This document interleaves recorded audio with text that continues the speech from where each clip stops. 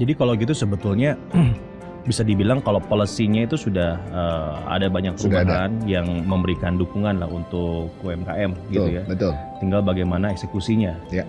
Nah, Kang Vicky melihat nggak bahwa ada masalah lain di luar hanya sekedar policy dan juga implementasi? Barangkali tadi ya tantangan bagi perusahaan atau juga bahkan bagi kita semua untuk bisa berinteraksi dengan UMKM itu kan banyak ya. Tadi kualitas sebagai contoh. Yang kedua konsistensi. Ya. Yang ketiga kadang-kadang hal kecil, nggak nempatin janji misalnya Ya, kayak betul, gitu. betul. Jadi kan banyak hal-hal kecil yang di luar policy, tapi sebetulnya jadi penghambat sehingga kenapa produk UMKM itu nggak jadi keterpilihan gitu. Ya, karena gini Kang Prabu, dari 64 juta UMKM, 99%-nya itu adalah usaha mikro dan ultra mikro, which is itu adalah kebanyakan informal. Ya. Jadi si landscape pelaku usaha di Indonesia itu kan sebetulnya gemuk sekali di bawah. Ya. Yang adalah sebetulnya sektor mikro ini nggak semuanya memang niatnya jadi entrepreneur, jadi pengusaha. Tapi karena sektor formal di tengah di atas ini tidak bisa menyerap tenaga kerja, akhirnya untuk survive, akhirnya ya udah dagang, usaha apapun, serabutan dan seterusnya, ini disebut makanya informal. Usaha mikro tuh misalnya gini, Kang, tukang gorengan tuh usaha mikro sebutnya. Tukang gorengan, PKL, kemudian juga ada kios-kios, warung-warung. Kan kalau di Undang-Undang Cipta Kerja omset di bawah 2 miliar setahun itu disebutnya mikro. Sekarang itu 2 miliar. Nah, tadi karena banyaknya di bawah, kemudian ada pembiayaan, pemerintah punya fasilitas-fasilitas. Pada akhirnya pemerintah dalam hal ini lembaga pembiayaan lebih senang membiayai yang di mikro betul karena kelihatan transaksinya. Jadi nggak berpikir agregasi bagaimana meningkatkan kelas. Nah, jadi pendekatannya diubah sekarang. Kita nyari profil usaha yang sebetulnya bisa mengagregasi usaha-usaha mikro. Jadi kita sebutnya agregator, enabler, inkubator, akselerator. Nah, lembaga-lembaga yang seperti itu yang lagi kita cari kan. Contoh, ada satu platform yang mengkonsolidasi belasan ribu warung Tegal masuk ke market digital dan juga dibina dari mulai bahan baku, kemudian sampai pelayanan, gitu ya, standar prokes dan seterusnya. Diagregasi. Nah, ini terbukti ketika pandemi kemarin warteg-warteg banyak yang tutup, yang old school lah ya gitu, yang konvensional. Ini justru naik 2 kali 3 kali lipat karena transaksinya ada di platform-platform food delivery. Karena dibantu nih sama sebab. Ada satu lagi platform yang mengkonsolidasi tukang jahit rumahan. Ada 2.000-an, 3.000-an untuk dikoordinasikan orderannya sama standar kualitas produksinya. Nah, ini juga meningkat. Ada untuk yang logistik, untuk pengiriman barang di pasar-pasar basah dan seterusnya. Nah, ini yang sebetulnya strategi yang kita lihat bagaimana pada akhirnya si 64 juta usaha mikro ini ada dikonsolidasi dengan klaster-klaster kan. Sehingga kita nggak perlu urusin satu persatu karena kekuatan pemerintah, kemampuan pemerintah juga kan terbatas. Kita juga kan dari rentang daerah sampai pusatnya juga Kementerian Koperasi UKM ini kan kementerian koordinatif kelas level 3 ya, karena jadi nggak punya kanwil gitu. Jadi dinasnya di bawah sebenarnya bupati, wali kota atau gubernur di tingkat 1. Jadi kita menggunakan pendekatan agregasi, agregator platform tersebut gitu. Nah, yang kedua tentunya digitalisasi menjadi game tersendiri juga kan Prabu di tengah kondisi seperti ini ya untuk UMKM. Tapi digitalisasi ya buat usaha mikro, saya masih belum kebayang sih bentuknya akan kayak gimana gitu Kang Vicky. Iya, kita untuk pemirsa barangkali kita langsung sederhanakan aja ya. Saya nggak bisa membayangkan tukang bakso yang sekarang ini biasanya memangkal di kompleks-kompleks terus didigitalisasi gitu. Apanya yang didigitalisasi? Ya. Jadi ada 2 kalau bicara digitalisasi UMKM kan. Pertama kita bilang digitalisasi UMKM. Digitalisasi UMKM itu menghijrahkan UMKM yang tadi jumlahnya 64 juta, yang banyaknya mikro masuk ke ekosistem digital.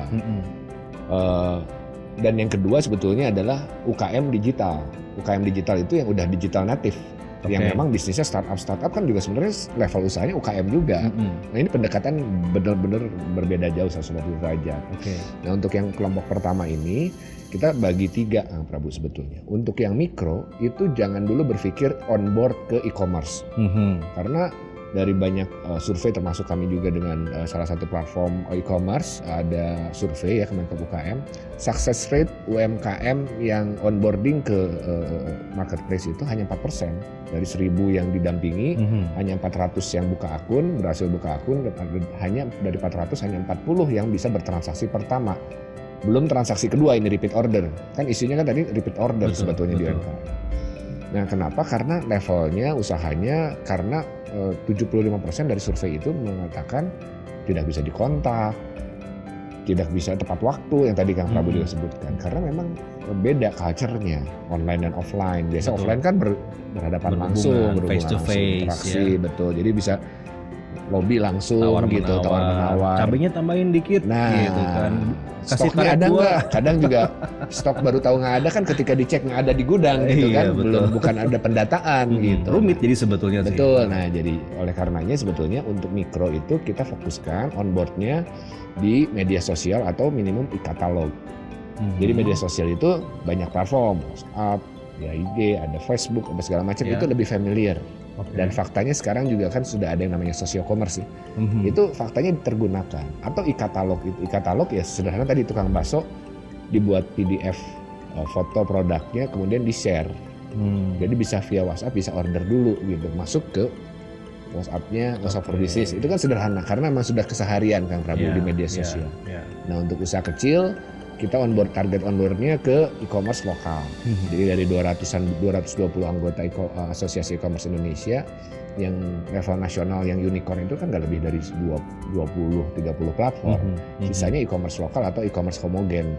Yang disebut homogen itu satu produk yang Prabu, misalnya jualan sayur ada Sayur Box, ada Tani Hub, ada jual ikan itu ada Aruna, ada furniture ada Deko Rumah, ada Kria itu kan ada produk salah satu dari saya lupa namanya. Jadi nama e-commerce-nya. Jadi benar-benar homogen gitu. Itu untuk tempat melatih dia. Nah, kita dorong e-commerce yang besar itu untuk level usaha menengah. Nah, itu jadi sebenarnya udah ada segmentasi. Jadi nggak semua mikro tiba-tiba masuk ke e-commerce besar. Nah, itu yang pertama kaitannya. Nah, untuk yang UKM digital tentunya tadi ya, bahwa sekarang kan udah di level Web3 gitu. Udah sisi decentralized economy gitu.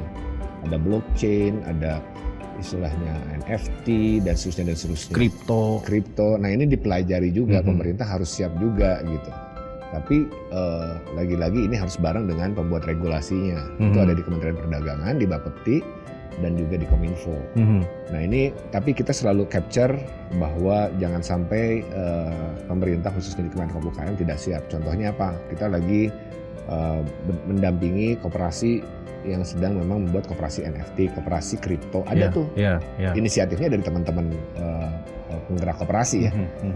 Tapi itu kita dampingi lah.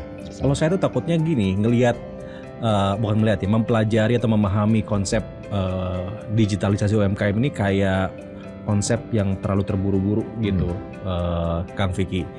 Kalau dilihat ya, masalahnya kan bukan masalah digitalisasi, tapi lebih kepada masalah culture, perilaku, gitu, masalah edukasi. Kita bandingin aja deh UMKM di Indonesia ya, yang bisa mangkal di mana aja, tidak terdata, dibandingkan dengan kita mau buka toko roti atau box hotdog ya di jalanan di New York gitu. Itu kan untuk bukanya aja harus pakai izin, bayar pajak. In return mereka juga dapat insentif dari pemerintah gitu kan. Nah, kenapa nggak mulai dari hal itu dulu yang memang akan menjadi lebih kuat, lebih solid fondasinya. Jadi yang kita sebut definisi digitalisasi UMKM itu kurang lebih ada 6 indikator kan. Akses pasar itu yang pertama dan utama sebenarnya didorong. Kenapa? Karena tentunya tadi isu kemarin pandemi ini kan mengajarkan kita ternyata ketika di krisis 98, 2008 UMKM menjadi buffer ekonomi, tapi ketika dikasih pembatasan fisik, PSBB, PPKM, bingung karena memang interaksinya biasanya fisik gitu, sedangkan tadi nggak punya akses digital. Nah itu akhirnya menjadi pembelajaran. Jadi pertama yang didorong. Tapi kemudian tadi betul bahwa isu back office semua dibantu oleh teknologi digitalisasi itu juga menjadi bagian yang kita ingin pastikan UMKM juga masuk ke sana. Kemudian dari sisi akses supplier, ada data sistem bagaimana bisa mengakses data. Ada yang bisnisnya masih manual karena trading, tapi dapat aksesnya harus digital. Ada portalnya khusus. Dia bisa lebih pintar mendapatkan produk yang lebih murah, lebih kompetitif itu ketika dia masuk ke platform digital. Kemudian ada lagi terkait dengan data analytics. Market untuk bisa masuk ke yang potensial, mana yang satu negara ekspor itu juga semuanya sekarang datanya digital kan gitu. Dia juga harus bisa membaca itu pada akhirnya. Selain tentunya tadi ada akses keuangan, kan ada fintech, itu kan juga akses pembiayaan ya buat UMKM. Termasuk sebetulnya logistik. Logistik juga sekarang kan ya dari mulai food delivery platform, udah faktanya kan itu sebetulnya digitalisasi kan. Jadi 6 itu yang sebetulnya bukan hanya akses pasar, tapi juga itu juga dikerjakan sama-sama lah intinya. Jadi itu adalah hal yang keniscayaan harus dilakukan begitu ya, walaupun juga sebetulnya UMKM masih punya masalah lain yang juga harus dibenahi juga. Gitu, harapannya Kang Prabu, yang kecil-kecil tadi Kang Prabu bilang tukang bakso apa segala macam, itu nggak perlu mikirin satu persatu, tapi dicari agregatornya. Seperti yang tadi cerita warung Tegal, cerita yang tadi tukang jahit gitu, satu aja. Jadi ibaratin kita cari kapal tongkang mengkonsolidasi skoci di daerah tertentu. Di daerah gitu tertentu. Jadi yang kita interfere itu adalah si tongkang-tongkangnya ini gitu, yang mengkonsolidasi ratusan ribuan usaha mikro gitu. Iya, ya menarik ya. Jadi menginisiasi agar banyak agregator gitu ya. Agregator ini yang kerja ke bawah untuk mengkonsolidasi para UMKM itu. Mudah-mudahan juga lewat agregator itu justru fungsi edukasinya bisa dilakukan juga. Harusnya begitu, pendampingan mereka ya. Betul. Oke.